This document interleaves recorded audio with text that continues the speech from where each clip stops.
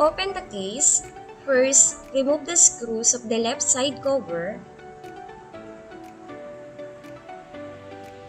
and slide the side cover.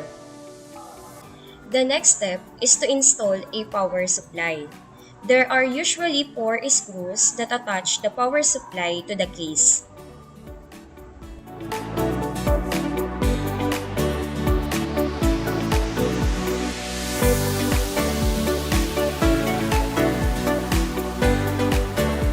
Motherboard has to be prepared before its installation.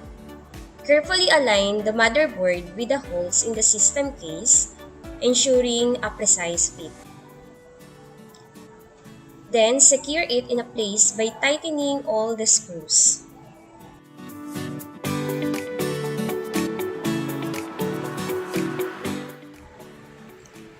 For the CPU installation, open the CPU socket latch on the motherboard. Then, align the CPU with the socket's alignment notches.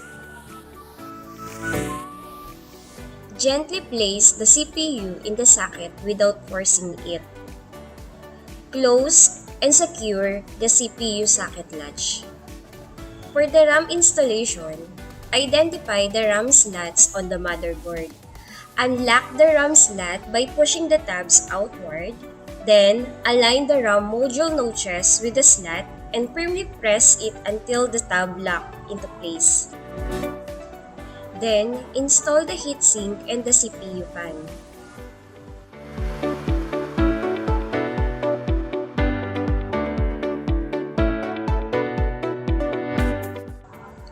For the next step, install the DVD drive and the hard disk drive on the rack and secure it by tightening all the screws.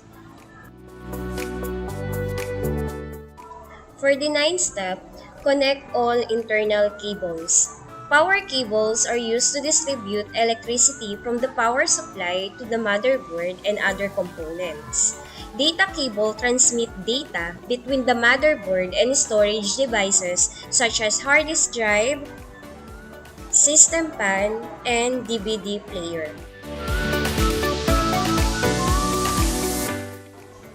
Then last, return the cover case by tightening the screws.